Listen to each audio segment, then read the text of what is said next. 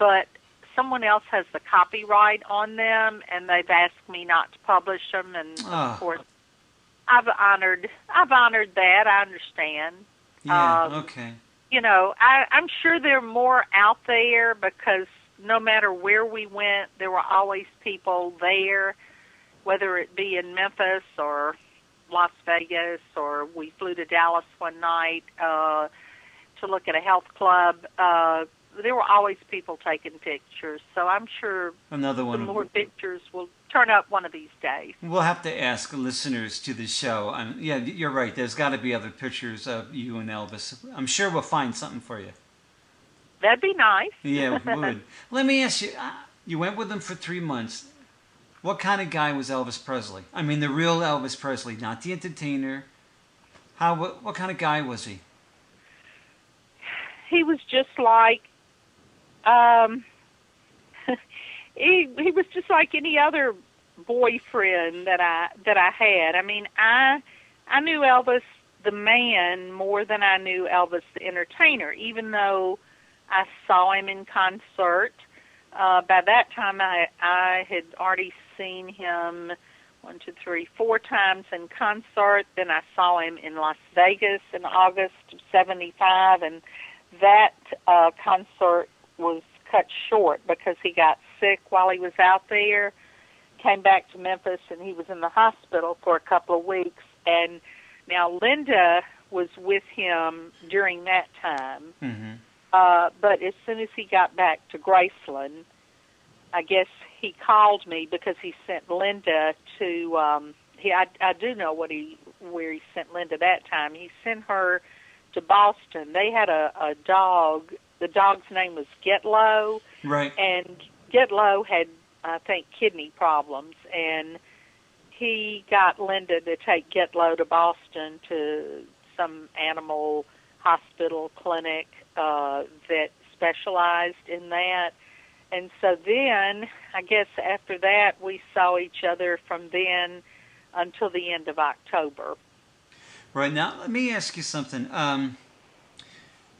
What did you think of Graceland the first time you saw it?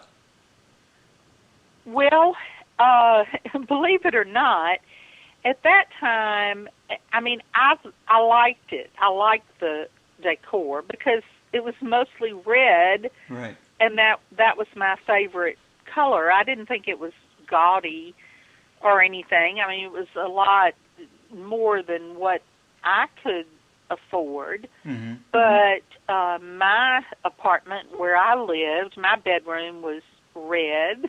So I just, what did I think of Graceland?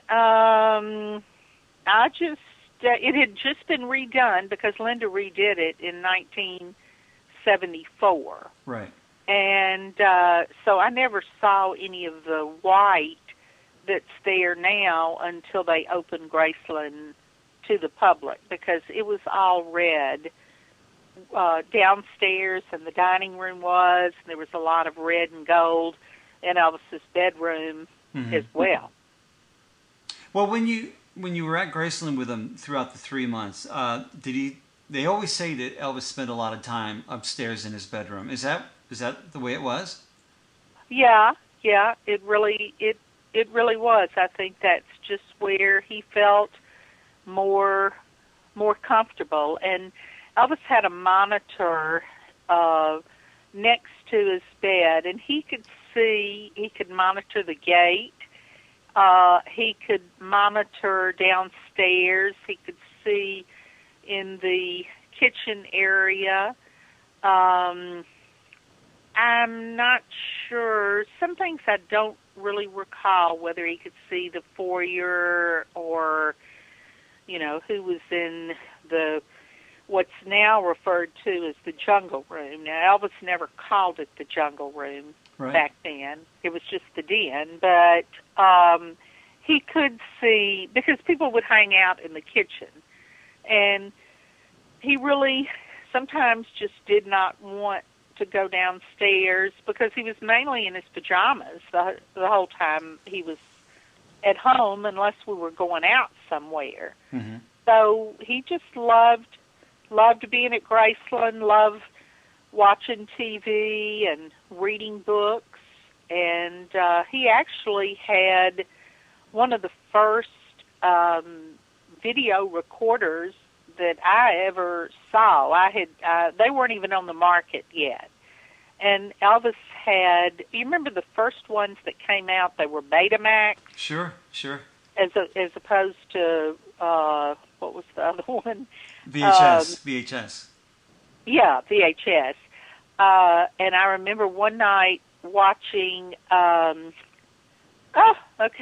forgetting the name of the movie, Linda Blair in, where her head's spun around. Yeah, Oh, no, I can't believe I can't remember the name of the movie. I just remember covering my eyes when all that was going on. Oh, my goodness. I can't remember it myself. Jeez, yeah. I know, I can't either. I didn't mean to put you on the spot, but I can't remember the name of the movie either. But I do. That was the first movie I remember watching. Exorcist. The Exorcist. That's it. Yes, that's right. But that was the first movie I recall ever watching, at Graceland. Now, of course, he still would rent the movie theaters, and we would watch movies there. But that's mainly what he liked to do at home. He read a lot. He liked to read out loud. He liked for me to read to him. But he had books everywhere. Did he ever talk to you about his mom? Yes, he actually talked to my mother about his mom. We were calling my mother. Well, I would call my mother every night, and one night he said, "JC, have you called your mama yet?" And I said, "No." And he said, "Well, let's call her now."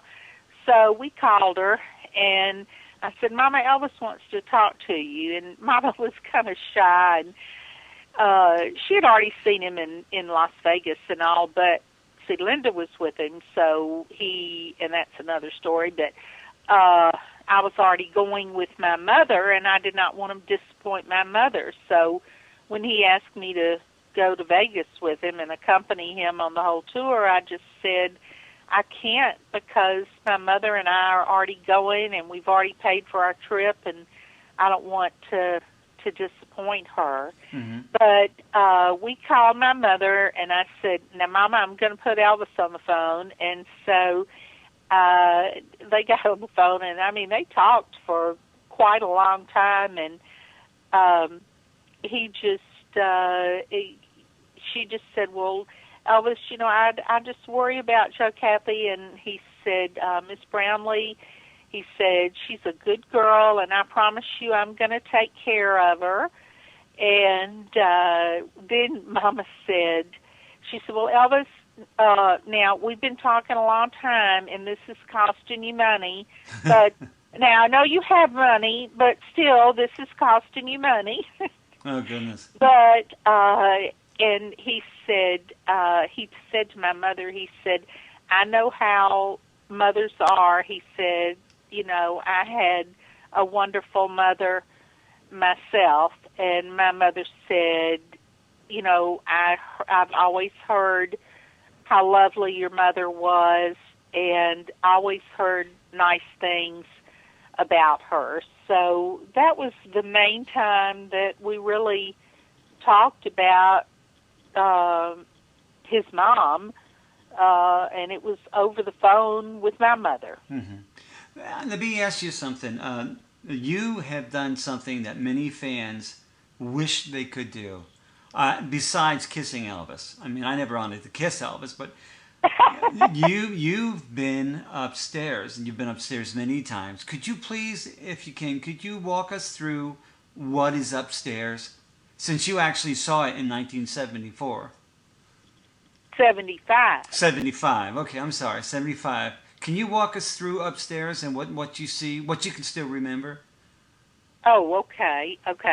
Now, I know there have been pictures on the internet, and I think I saw one time a I guess you'd call it a plat or a drawing of what the upstairs looked like at Graceland, and it wasn't, the pictures were fuzzy, the ones that I saw, but what I remember was if you walk up the front stairs and you take a right, then you take an immediate right, and there are two black doors, leather black doors, and they're kind of at an angle, and they're, I guess you could say, tufted.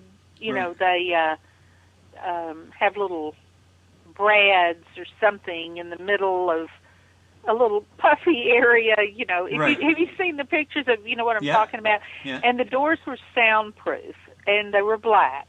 And so after you would go in those doors, when Elvis would close those doors, he could not hear anything that was going on downstairs. Now, I'm not saying that no one downstairs could hear anything from upstairs, because I have read that if it was very, very loud up there or movement on the second floor, that could be heard from downstairs. Right. I don't know whether, you know, exact words could be heard, but we couldn't hear anything downstairs. But two things that I really recall about his bedroom. Well, his bed was specially made. It was larger than a king-size bed, and I'm sure all this has been published, but he always had a pitcher with ice water in it, ice and ice water, and glasses. Always had that on the bedside table next to him. And he also had a little refrigerator upstairs, too. And at the time, in the refrigerator, I recall there were little containers with yogurt in them, not frozen yogurt, but yogurt. Right. And Dr. Nick had told him about yogurt, that it was a low-calorie food, and that, you know, it was good for you. So, you know, he would tell me to go to the refrigerator and get him yogurt. So I would, and they came in different flavors, just like they do today. But it was funny, you know, Elvis wouldn't eat just one; he would eat 6 of them. But I don't know why, but he did, and I don't feel bad about saying that he did. Yeah. But there was a refrigerator up there. His bedroom was very decorative. A lot of red, a lot of gold. You know, some animal type figures. I know there was a tiger up there. There was a lamp that hung from the ceiling that appeared to be going round and round.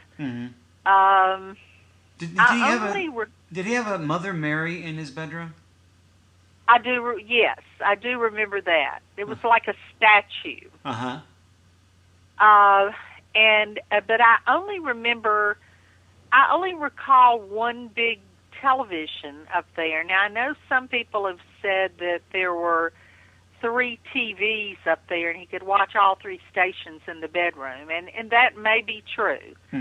But, you know, it wasn't like back then that I took notes or anything. I didn't even think to.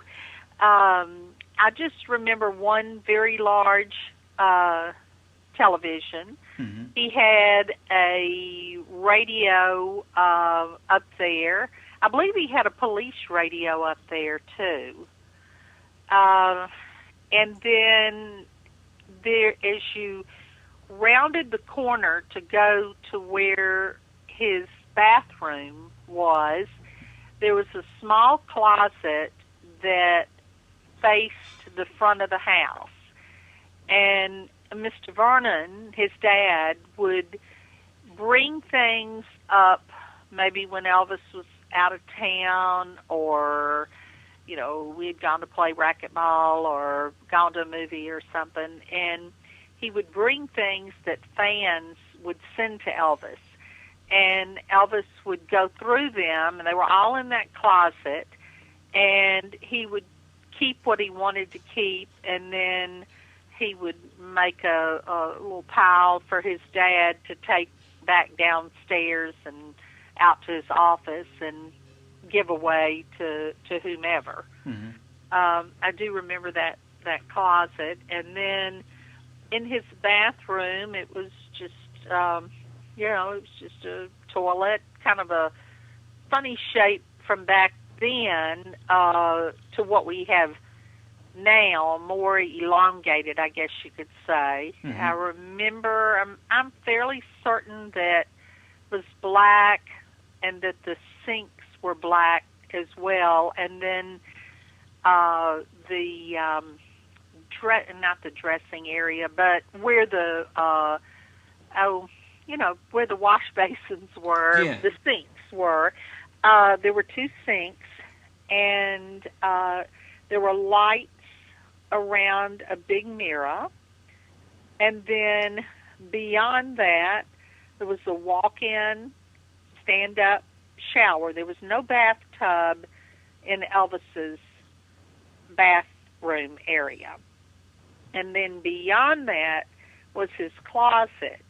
And his closet, I recall, went almost the full length of the front of the house. Right. I've seen a photograph, a drawing that shows another bedroom up there, and maybe there used to be another bedroom at the end of where the closet was, mm-hmm. but it wasn't in 1975. That whole area was Elvis's closet. Did he keep his jumpsuits there? Because some people mention how he had jumpsuits in his dressing room.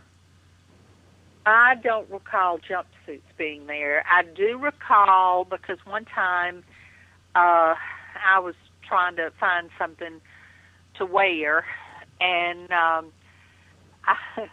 remember walking in his bedroom, and I had on something that I had worn the night before, and he said, "JC, you need some more clothes."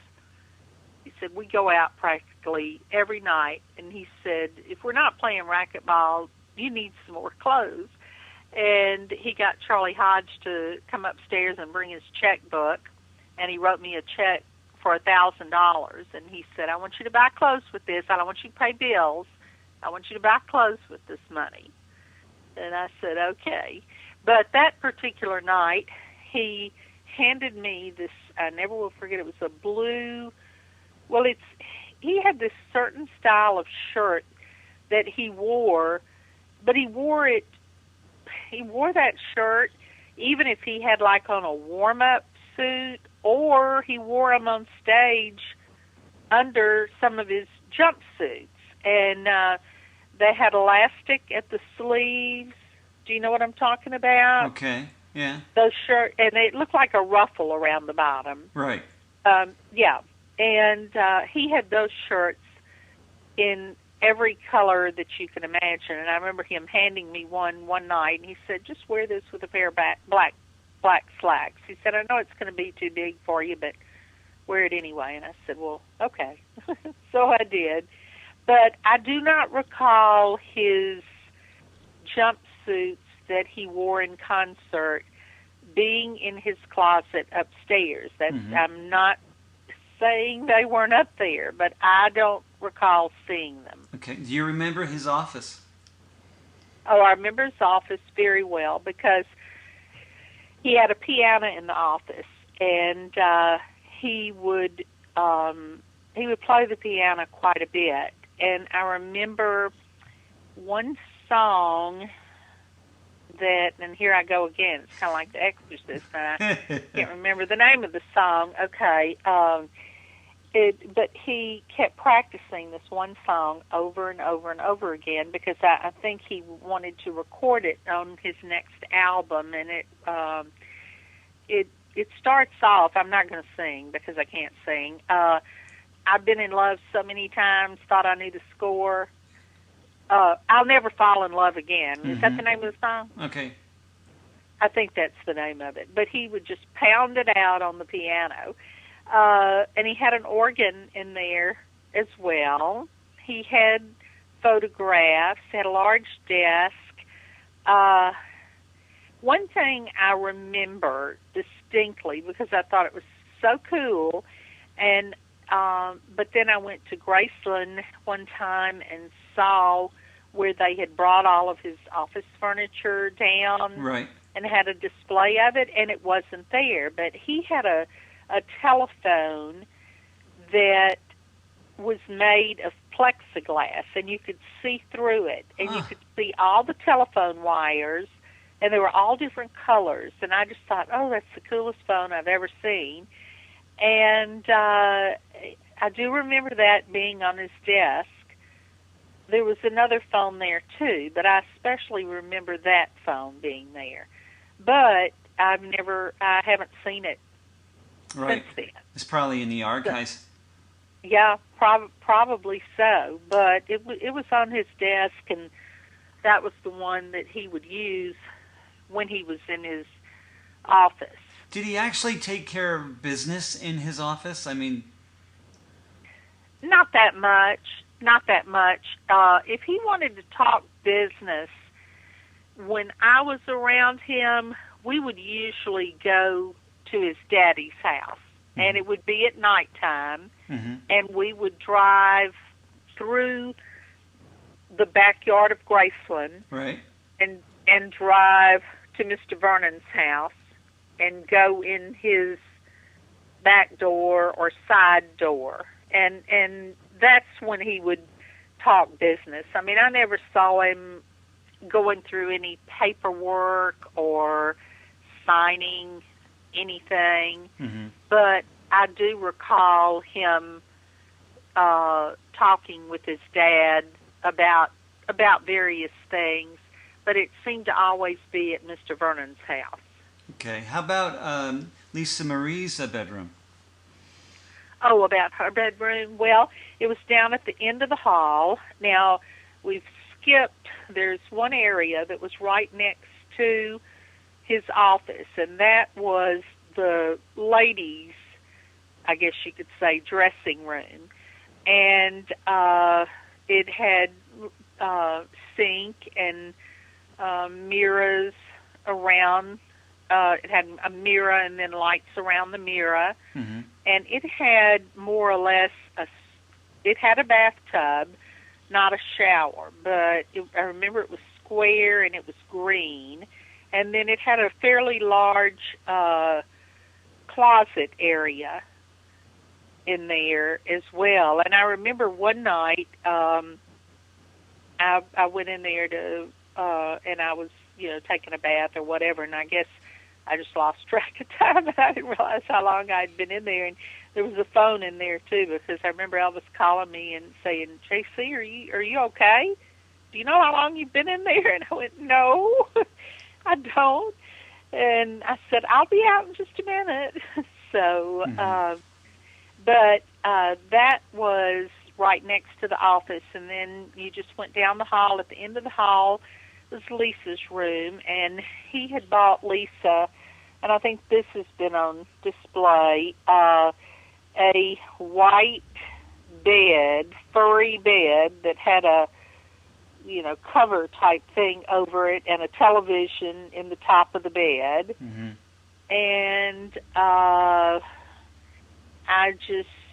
trying to think if I remember. I mean, I just remember toys being around. Lisa was, let's see, Lisa was 7 years old when I knew Elvis. Was she a good little kid?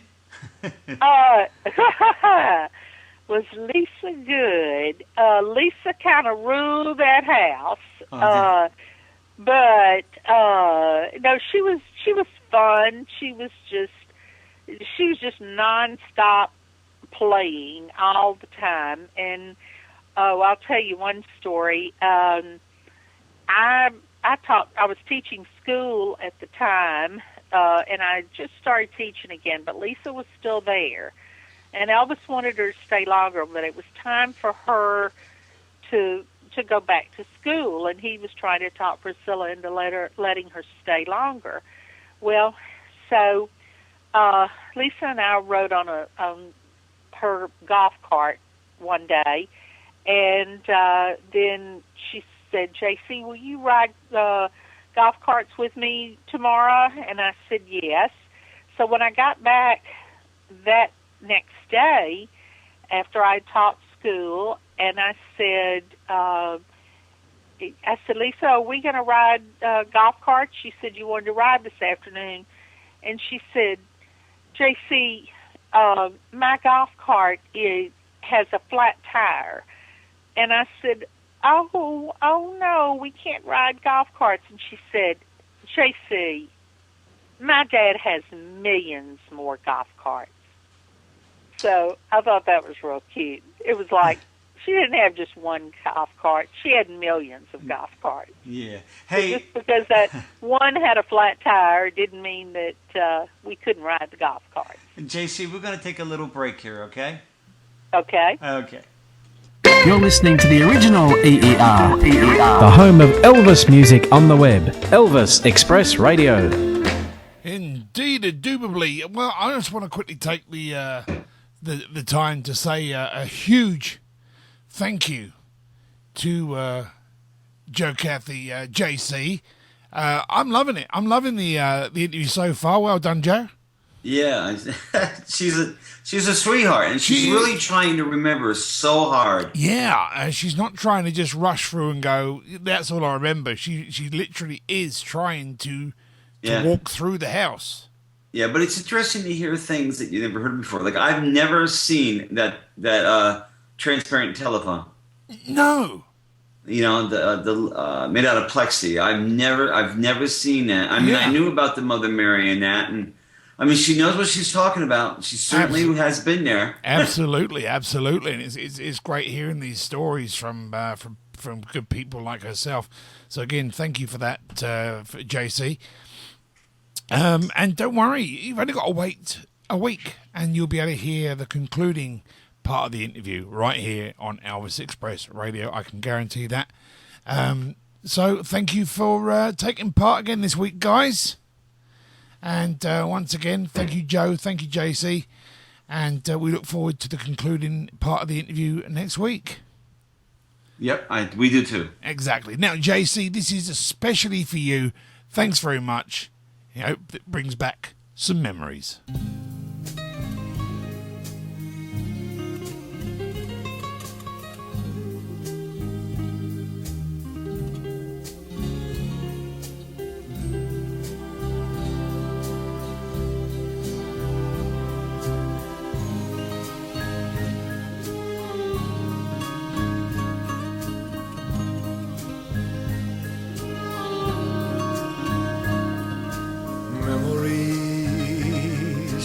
Pressed between the pages of my mind, memories sweetened through the ages just like wine. Quiet thoughts come floating down and settle softly to the ground like gold of autumn leaves around my feet. I touch them and they burst apart with sweet memories. Sweet memories of holding hands and red bouquets and twilights trimmed in purple haze and laughing eyes and simple ways and quiet nights and gentle days with you. Memories pressed between the pages of my mind. Memories sweetened through the ages just like wine. Memories